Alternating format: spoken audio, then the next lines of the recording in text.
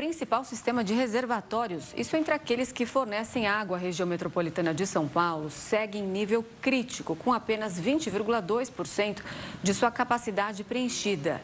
Dezembro é o terceiro mês seguido em que ele opera na faixa de restrição, com medidas como a redução na pressão da água na rede de distribuição. Para a gente entender melhor, então, essa crise hídrica e o que pode ser feito para superá-la, a gente conversa com a Amaury Polak, coordenador do ONDAS, Observatório Nacional dos Direitos à Água e ao Saneamento. Olá, Amaury, uma boa noite, seja muito bem-vindo. Boa noite, Renata, boa noite, Gustavo, boa noite a todos que nos assistem na Record News. Amaury, começa explicando para a gente, então, quais fatores influenciam para esse cenário que a gente vem acompanhando desse baixo nível no reservatório Cantareira. Basta chover pouco que a situação já fica desse jeito ou outros motivos acabam também influenciando? As chuvas, evidentemente, estão acontecendo num volume muito menor do que seria a média. Mas o que também ajuda a reduzir a água disponível nos reservatórios é o excesso de perdas que nós temos, perdas de água, né, por vazamentos nas tubulações, né, de distribuição de água em toda a região metropolitana de São Paulo. E essas perdas têm aumentado sistematicamente a partir de 2023. Então, nós temos visto aí que antes havia uma tendência de redução desses vazamentos e agora há uma tendência de elevação desses vazamentos, do volume de água perdida. Então, há isso, né? Há um excesso de perdas e há também uma elevação da produção de água, né, neste ano de 2025, injustificável por parte da Sabesp. A Sabesp estava com uma produção de água em torno de 66 mil litros por segundo. E do ano passado para essa produção aumentou para 72 mil litros por segundo. Isso certamente causa uma pressão muito grande nos reservatórios e uma redução da capacidade de armazenamento desses reservatórios. Então, é preciso trabalhar com uma redução de perdas muito forte e também justificar por que dessa elevação da produção de água num período tão curto de um ano e pouco. Amaury, ainda falando sobre essas perdas, o que justifica esse aumento? É uma falta de infraestrutura ou falta de renovação da infraestrutura, uma falta de fiscalização? O que se explica para se perder tanta água? E o que pode ser feito para justamente diminuirmos esta perda significativa? Eu creio que a mídia, né, tem divulgado um número alarmante de vazamentos que tem ocorrido nos sistemas da Sabesp, né?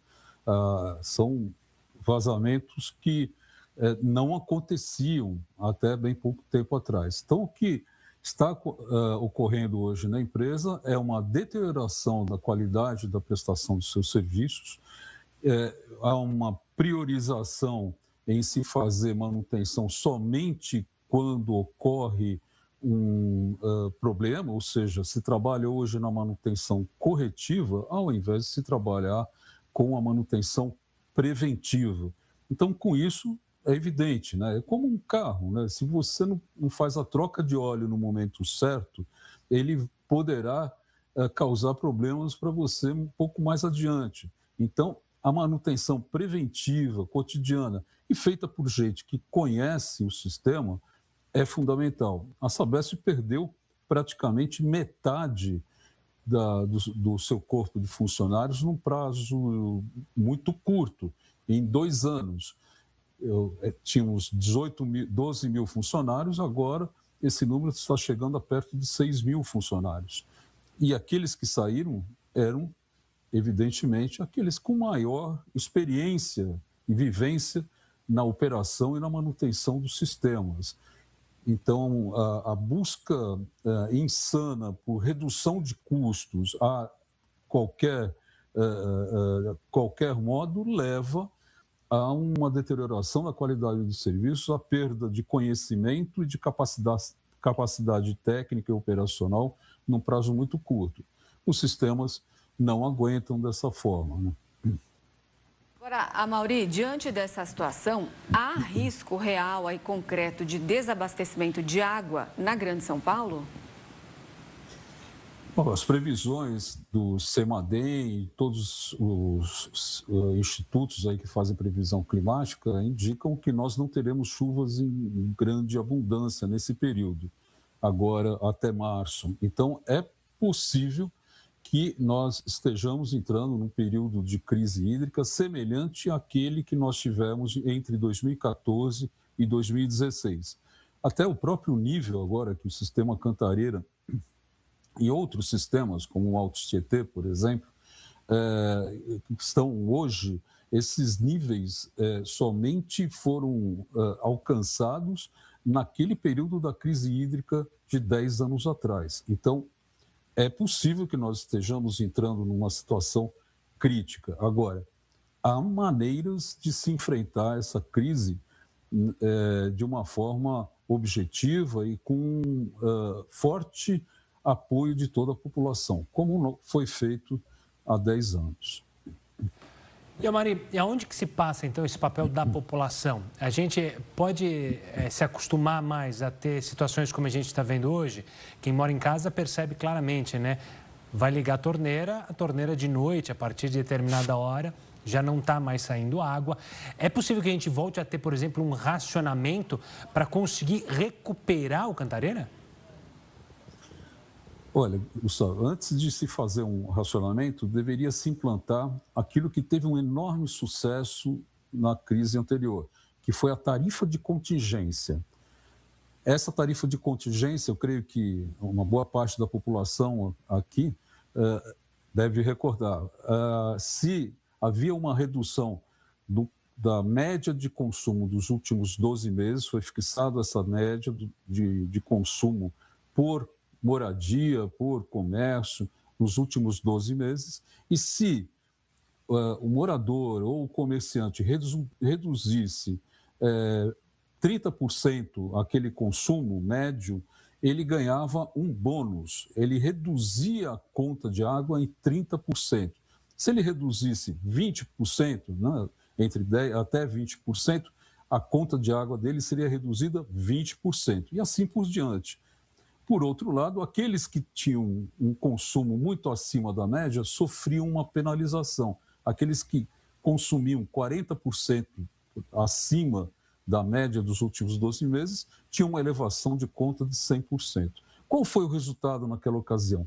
82% da população aderiu a essa tarifa de contingência com o bônus. Ou seja, as pessoas reduziram voluntariamente, mediante um incentivo econômico, reduziram o consumo drasticamente. Isso foi fundamental. Só nessa operação, cerca de 10 mil litros de água por segundo eram economizados na região metropolitana de São Paulo. Ajudou muito a recuperação dos mananciais. E, ao longo do tempo, a população manteve um consumo por domicílio muito mais baixo do que era antes da crise. Tá? Agora, com a nova Sabesp, houve um incentivo ao consumo da população, houve um certo relaxamento nessa direção, e o que deveria ser aplicado agora é essa tarifa de contingência novamente. Ao invés de se praticar essa redução de pressão, que na verdade não é uma redução de pressão, é institucionalizar a falta d'água para uma parcela da população, principalmente aquela parcela que está nas periferias ou que está em locais mais altos da região metropolitana de São Paulo. Certamente o pessoal que vive em Pinheiros não sente falta de água, mas aqueles que moram no Grajaú sentem, e isso afeta muito a vida deles. Nós conversamos com Amaury Polak, coordenador do ONDAS, o Observatório Nacional dos Direitos à Água e ao Saneamento. Amaury, muito obrigada pela sua participação aqui com a gente. Uma boa noite, até mais. Boa noite, obrigado a vocês. Obrigado, uma boa noite.